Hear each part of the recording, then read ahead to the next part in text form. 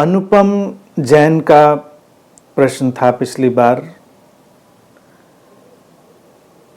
कि मन में एक द्वंद्व है कि एक तरफ मैं आपको सुनना चाहता हूं और दूसरी तरफ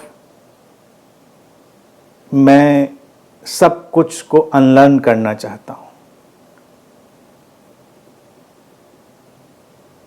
इस अनलर्निंग के प्रोसेस में मुझे लगता है कि मैं इतने सारे जो कॉन्सेप्ट्स हैं, ये सारी चीज़ें हैं, उनको क्यों एब्जॉर्ब करूं? उनको एब्जॉर्ब करना नहीं चाहता मैं।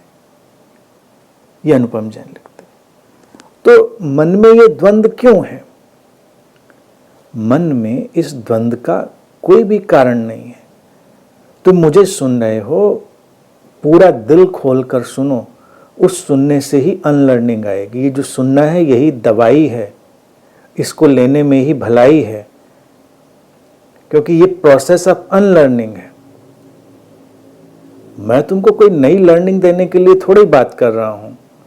इतनी अनलर्निंग तो हो गई सुनते सुनते। तुम खुद पीछे जाकर देखो, तुमको हंसी आएगी कि जब तुमने शुरू किया था सुनना और आज जिस मुकाम पर खड़े हो, कितनी चीज़ें, कितने कॉन्सेप्ट तुम छोड़ चुके, कितनी मान्यताएं छोड़ चुके पीछे, कितने विश्वास अब तुम्हारे लिए केवल बस पड़े हैं, उनका कोई काम नहीं है। क्या क्या छूट गया, कभी उस पर देखो।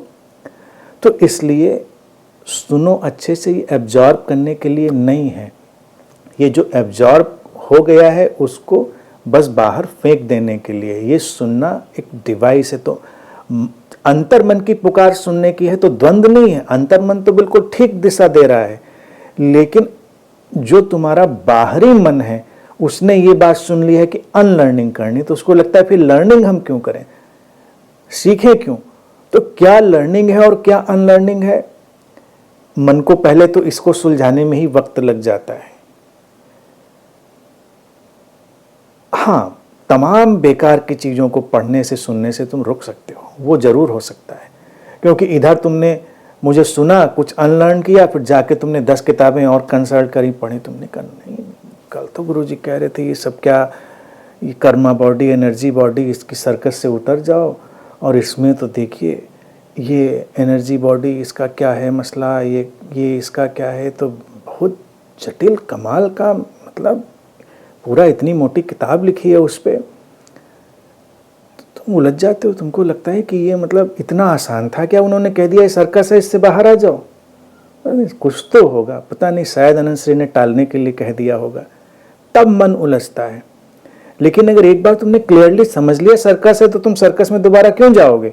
चाहे इतनी मोटी किताब की सर्कस हो, चाहे पूरे 20-50 वॉल्यूम की सर्कस हो, तुम कहोगे ठीक है भाई, लिखने वाले कुशल हैं, कैपेबल हैं, वो कुछ भी लिखें, तो वो फिर तुम बचोगे उससे। अब जाओ। लेकिन अगर तुम उसको पैरेलल जमाते रहोगे तो फिर 10 दिन बाद तुम फिर मुझसे प्रश्न पूछोगे, फिर महीने भर बाद फिर प्रश्न पूछोगे, तो वो अनलर्निंग लर्निंग में उलझते रहोगे। अनलर्निंग यही है कि जब एक बार बात समझ में आ गई तो आ गई, अब दोबारा उसको तुम्हें कोई भी उससे हटा नहीं सकता। तो इसलिए अंतर्मन में कोई द्वंद्व नहीं है। अभी जो मन है वो कभी कभी कुछ चीज़ों को पकड़ के रखता है। पकड़ के इसलिए रखता है, देखिए इतिहास है, इतना साहित्य है, तो कुछ बातें जब तुमको व्यर्थ नजर आ जाती हैं तो तुम्हारे मन में एक प्रश्न खड़ा होता है कि इतने बड़े लोगों ने कहा, इतनी किताबों ने कहा, सैकड़ों साल, हजारों साल से बात कही गई, क्या ये सचमुच में इतनी ही ऐसी थी जिसको हम छोड़ दें? तो कोई भी ऐसी चीज जो भ्रमपूर्ण हो, हजारों साल चल सकती है, इसमें कौन सी आश्चर्य की बात है? ऐसी झूठी मान्यताएं जो किसी काम की नहीं, हजारों हजार साल चल सकती हैं।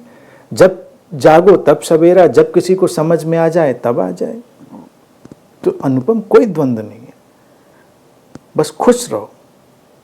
उस खुश रहने में ही अनलर्निंग होती। एक गंभीर आदमी ही सारी जो लेयर्स हैं वो इकट्ठी कर लेता है।